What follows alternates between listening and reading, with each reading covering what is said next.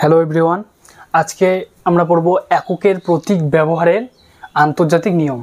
প্রথম নিয়মটি হলো যে যখন কোনো আমি বিজ্ঞানীর নাম লিখব, যদি এককের ক্ষেত্রে সেক্ষেত্রে বিজ্ঞানীর নামের প্রথম অক্ষরটি ক্যাপিটাল লিখতে হবে।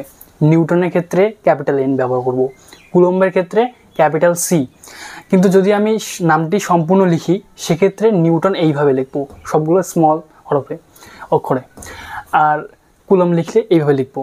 দ্বিতীয় নিয়ম হলো কোনো এককে সোজা হরফে লিখতে হবে, মানে রোমান হরফে।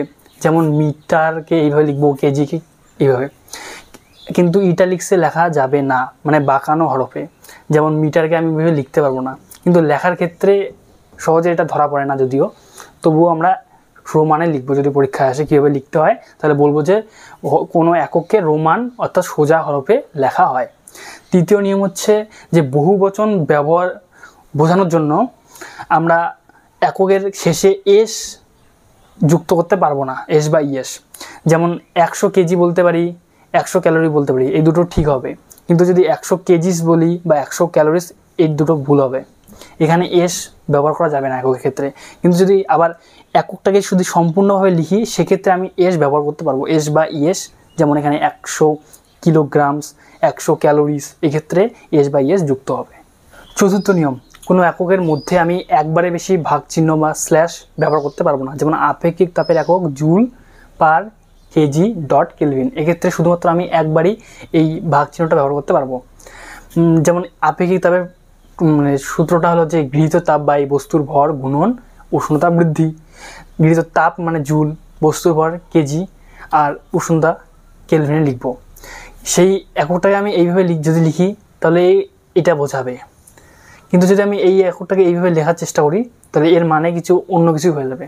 এই জন্য বলা হয় যে এককে লেখার ক্ষেত্রে আমি একবারের বেশি ভাগ চিহ্ন ব্যবহার করা উচিত নয়। পঞ্চম নিয়ম, এককের মধ্যে বা শেষে আমি ডট চিহ্ন ব্যবহার করতে পারবো না। যেমন 10 সেন্টিমিটারের মধ্যে এখানে মাঝে আমি ডট চিহ্ন ব্যবহার করছি, আর ক্যালোরির ক্ষেত্রে এখানে, কিন্তু এটা হচ্ছে ভুল ব্যবহার। আমাকে একবারই লিখতে হবে 10 সেন্টিমিটার বা 40 ক্যালোরি। আবার যদি এই এককটা যদি বাক্যের শেষে আমি বাক্যের মধ্যে ব্যবহার করি সেক্ষেত্রে বাক্যের শেষ বোঝাতে ডট চিহ্ন ফুল স্টপ হিসেবে ব্যবহার করা যেতে পারে। যেমন the velocity of the particle is 15 metre per second, যেহেতু এটা একটা সেন্টেন্স, তাই এই ক্ষেত্রে আমি শেষে ডট চিহ্ন ব্যবহার করতে পারি। ষষ্ঠ নিয়ম, কোনো একক যদি কোনো দুটি এককের গুণফলের সমন্বয়ে গঠিত হয় সেক্ষেত্রে সেই একক লেখার ক্ষেত্রে আমি একটা মাঝে ডট বা সামান্য একটু ফাঁকা দিয়ে লিখতে পারি। যেমন তড়িৎ প্রবাহ সমান সমান তড়িৎ আধান বাই সময়। এক্ষেত্রে তড়িৎ আধান মানে কিউ সমান সমান আই ইন্টু টি, মানে তড়িৎ প্রবাহ গুণন সময়। এক্ষেত্রে আই মানে তড়িৎ প্রবাহের একক অ্যাম্পিয়ার, আর সময় এর একক সেকেন্ড। এক্ষেত্রে আমি এককটাকে এইভাবে লিখতে পারি যে এ ডট এস, বা এ সামান্য একটু ফাঁকা দিয়ে সেকেন্ড লিখতে পারি। এককের আধুনিক ধারণা, অর্থাৎ আমরা যে এককগুলো বলি যে মিটার বা কেজি, সেগুলো আসলে কারা ঠিক করবে?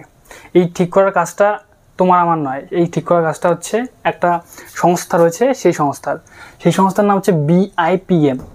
বিআইপিএমই ঠিক করে যে এককগুলো, মানে ওরা ঠিক করে দেয় যে এই এককই পুরো দুনিয়ায় চলবে। যেমন দৈর্ঘ্যর ক্ষেত্রে আমরা ইউজ করি মিটার, কিন্তু 1 মিটার এটা কতটুকু বুঝবো যে এইটুকু না এতটুকু?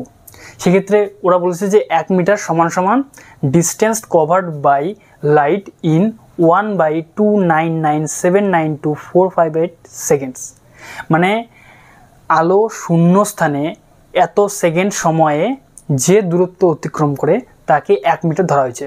এখন এই 1 মিটারের সাপেক্ষে আমরা যত দূরত্ব আছে সেগুলো মাপি।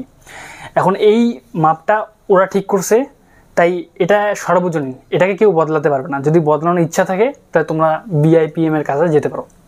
আবার ভরের ক্ষেত্রে আমরা কেজি ইউজ করি, 1 কেজি। আমরা জানি যে 1 কেজি সমান সমান 1000 গ্রাম, কিন্তু এই 1 কেজি বলতে ভর কতটুকু বুঝবো?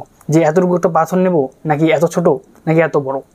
এক্ষেত্রেও ওরা ঠিক করেছে যে প্যারিস, মানে ফ্রান্সের একটি শহর প্যারিস, সেখানে the International Bureau of Weight and মেজার্সের দপ্তরে একটা প্লাটিনিয়াম ইরিডিয়ামের একটা সংকর ধাতুর একটা চোঙ রয়েছে, যে সাইজ হতে পারে এতটুকু। সেই চোঙের যে ভরটা সেটাকে ধরা হচ্ছে যে এইটা আজকে থেকে 1 কেজি। আমি বলবো যে এটাই 1 কেজি, এবং এখন তোমার যত খুশি তুমি ভর মাপতে থাকো, সেটা এর সাপেক্ষে আমরা বিচার করব। 3 নম্বর, সময়।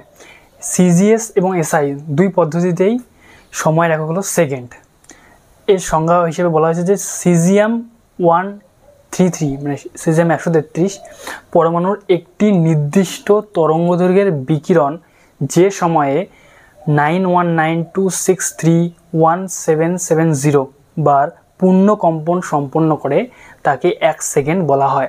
এখন পূর্ণ কম্পন কথার অর্থ আমাদের বুঝতে হবে যে পূর্ণ কম্পন মানে কোনো একটা কণা এই যদি এখান থেকে তার যাত্রা শুরু করে এইদিকে গেল একবার, এখান থেকে আবার ফিরে আসতে হবে, ফিরে আসার পর এইদিকে আবার এদিকে যাবে ম্যাক্সিমাম, তারপরে আবার নিজে এই জায়গায় ফিরে আসলো, এটা হলো পূর্ণ কম্পন। মানে যদি আমি এখানে ধরি, এখান থেকে গেলাম, আবার আসলাম, আবার এদিকে গেলাম, আবার আসলাম, এটা হলো একটা পূর্ণ কম্পন, এটাই হচ্ছে পূর্ণ কম্পন। এখন সিজিএম পরমাণু একটি নির্দিষ্ট তরঙ্গ দৈর্ঘ্যের বিকিরণ যে সময়ে এত সংখ্যক বার পূর্ণ কম্পন সম্পন্ন করবে তাকে বলা হবে 1 সেকেন্ড।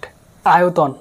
আয়তন বলতে আমরা কোনো বস্তুর দৈর্ঘ্যকে, প্রস্থকে এবং উচ্চতাকে যদি আমি গুণ করি তাহলে সেই বস্তুর আমি আয়তন পাবো। এখন দৈর্ঘ্য গুণন প্রস্থকে আমি লিখতে পারি ক্ষেত্রফল, তার মানে আয়তনকে আবার এইভাবে লেখা যায় ক্ষেত্রফল গুণন উচ্চতা। আয়তনের একক দৈর্ঘ্য, প্রস্থ, উচ্চতা, তিনটি দৈর্ঘ্যের রাশি, এই জন্য এদেরকে যদি আমি মিটার কিউব হবে তিনটি যেহেতু, আর যদি এটা এসআইতে এবং সিজিএসে সেন্টিমিটার কিউব আসবে। এবার হচ্ছে আয়তনের ক্ষেত্রে আমরা দৈনন্দিন জীবনে অনেক সময় 1 লিটার বা 2 লিটার কথাটা ব্যবহার করি, কিন্তু এই 1 লিটার বলতে আমরা কী বুঝবো? 1 লিটার সমান হচ্ছে যে 4 ডিগ্রি সেন্টিগ্রেড বা 277 কেলভিন উষ্ণতায় 1 কিলোগ্রাম বিশুদ্ধ জলের আয়তনকে 1 লিটার বলা হয়। একটি গুরুত্বপূর্ণ প্রশ্ন এখানে রয়েছে যে লিটারের সংজ্ঞায় 4 ডিগ্রি সেন্টিগ্রেড বা 277 কেলভিন উষ্ণতার উল্লেখ থাকার কারণ কি? উত্তর হবে যে জলের ক্ষেত্রে বিভিন্ন উষ্ণতায় একই পরিমাণ জলের আয়তন বিভিন্ন হয়। অর্থাৎ যদি আমি এতটুকু জল নেই, উষ্ণতা যদি পরিবর্তন ঘটে তাহলে ওই জলের আয়তন বিভিন্ন হয়। এই জন্য যেহেতু আমরা লিটার একটা প্রামাণ্য হিসেবে নিচ্ছি, সেক্ষেত্রে একটা নির্দিষ্ট উষ্ণতাকে প্রমাণ হিসেবে ধরে সেই উষ্ণতায় জলের আয়তন মাপা হয়। ওই জন্যেই লিটারের সংজ্ঞায় 4 ডিগ্রি সেন্টিগ্রেড বা 277 কেলভিন উষ্ণতার উল্লেখ রয়েছে। এবং এখানে আমরা একটা জিনিস দেবো যে সেলসিয়াস এবং এখানে কেলভিন স্কেলের মধ্যে সম্পর্ক হচ্ছে এক্স ডিগ্রি সেন্টিগ্রেড সমান 273 যোগ এক্স এখানে কেলভিন। যেমন 4 ডিগ্রি সেন্টিগ্রেড, তার মানে এটা কেলভিন স্কেল কত হবে? তো 4 ডিগ্রি সেন্টিগ্রেড সমান 273 যোগ 4, তার মানে 277 কেলভিন। মানে 4 ডিগ্রি সেন্টিগ্রেড আর 277 কেলভিন একই, কিন্তু এটা বিভিন্ন স্কেলে, এটা সেলসিয়াস স্কেলে আর এটা কেলভিন স্কেলে। আয়তনের একক সমূহের পারস্পরিক সম্পর্ক, এখানে কিছু সম্পর্ক রয়েছে বইয়ে, সেগুলোই একটু ভালোভাবে লেখা হয়েছে এখানে। যে 1 লিটার, প্রথম আমরা মনে রাখবো যে 1 লিটার সমান 1 ডেসিমিটার কিউব, 1 লিটার সমান 1 ডেসিমিটার কিউব। দ্বিতীয়ত মনে রাখবো যে 1 লিটার সমান 1000 সেন্টিমিটার কিউব, আর 1000 সেন্টিমিটার কিউব এখানে 1000 থেকে আমি 10 কিউব লিখতে পারি, আর এটাকে যদি আমি মিটারে পরিবর্তন করি হবে 10⁻³ মিটার কিউব। আবার 1000 সেন্টিমিটার কিউবকে লেখা যাবে 1000 ml, কেননা 1 লিটারের মধ্যে 1000 ml থাকে। তার মানে এখানে সেন্টিমিটার কিউব মানে 1 সেন্টিমিটার কিউব সমান হবে 1 ml, এটা মনে রাখবো। প্রথমত আমি মনে রাখবো যে 1 লিটার সমান 1 ডেসিমিটার কিউব, তারপরে মনে রাখবো যে 1 সেন্টিমিটার কিউব সমান 1 ml, তারপরে এখানে 1 লিটার সমান 1000 সেন্টিমিটার কিউব বা 1000 ml। এখানে এবার হচ্ছে মিটার আর সেন্টিমিটারের মধ্যে সম্পর্ক। 1 মিটার মানে আমরা জানি যে 100 সেন্টিমিটার, 100কে আমরা লিখতে পারি 10 স্কোয়ার, 10 স্কোয়ার, এখানে সেন্টিমিটার লিখতে পারি। যদি আমি এখানে কিউব করি, 1 কিউব মিটার কিউব, এদিকেও কিউব করব, তাহলে এখানে হচ্ছে আসবে 10⁶ সেন্টিমিটার কিউব।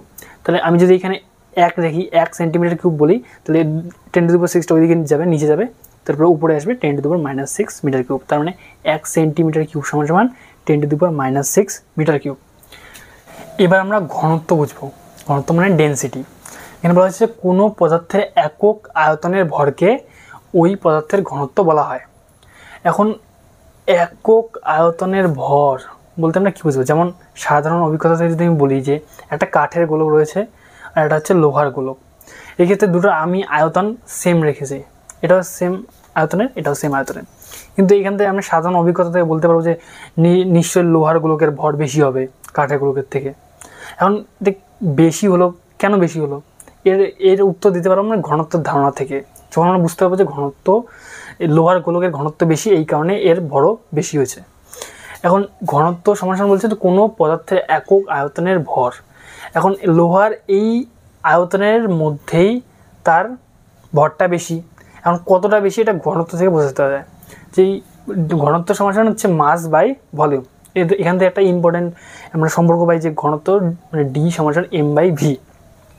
তার মানে যদি আমি ভলিউম মানে আয়তন যদি আমি অপরিবর্তিত রাখি, তাহলে যে পদার্থের মানে ঘনত্ব বেশি হবে সেই পদার্থের ভরও বেশি হবে। তেমন হচ্ছে লোহার গোলকের ক্ষেত্রে যেহেতু এর ভর বেশি, তার মানে এর ঘনত্ব বেশি, বা উল্টোভাবে বলতে পারি এর ঘনত্ব বেশি, তাই এই কারণে এর ভর বেশি। এখন ঘনত্বের একক, উপরে মাস তার মানে কেজি লিখবো, আর নিচে হচ্ছে ভলিউম, এখনই দেখলাম মিটার কিউব হবে, তাই কেজি বাই মিটার কিউব, এটা এসআইতে। আর সিজিএসে যদি বলি উপরে গ্রাম ভরের একক, আর নিচে হচ্ছে ভলিউম সেন্টিমিটার কিউব, এটা সিজিএস একক হবে।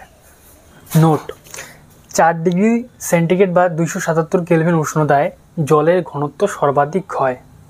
এখন সাধারণভাবে কোনো একটা তরল পদার্থের যদি আমি উষ্ণতা বৃদ্ধি করি, তাহলে তার আয়তন বাড়তে থাকে আর ঘনত্ব কমতে থাকে।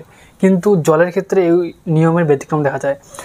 0 ডিগ্রি সেন্টিগ্রেড থেকে 4 ডিগ্রি সেন্টিগ্রেড উষ্ণতার এই উষ্ণতার মধ্যবর্তীতে যদি আমি জলের উষ্ণতা বাড়াতে থাকি, সেক্ষেত্রে আয়তন কমতে থাকবে এবং ঘনত্ব বাড়তে থাকবে।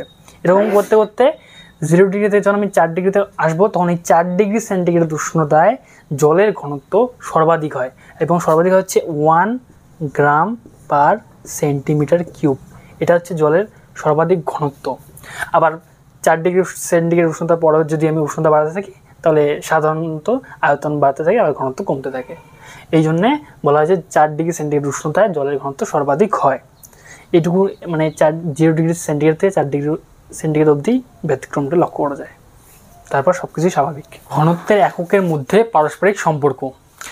1 কেজি মিটার কিউব, মানে এটা এসআইতে লেখা আছে, এসআইতে 1 কেজি মানে 1000 গ্রাম। 1 মিটার কিউবকে আমি লিখতে পারি 10⁶ সেন্টিমিটার কিউব, মানে কেননা 1 মিটার সমান 100 সেন্টিমিটার। 100কে লিখতে পারি 10 স্কোয়ার সেন্টিমিটার। যদি আমি দুই দিকে কিউব করি, তাহলে 1 মিটার কিউব সমান 10⁶ সেন্টিমিটার কিউব আসবে। আমি লিখলাম। তবে এখানে যদি এখানে কাটি, তাহলে 1/1000 আসবে গ্রাম সেন্টিমিটার কিউব। তাহলে আমি লিখতে পারি যে 1 গ্রাম সেন্টিমিটার কিউব সমান 1000 কেজি মিটার কিউব। এটা আমাদের মনে রাখতে হবে, অঙ্কের ক্ষেত্রে আমাদের কাজে লাগবে। এখন আমরা দুটো অঙ্ক দেখব।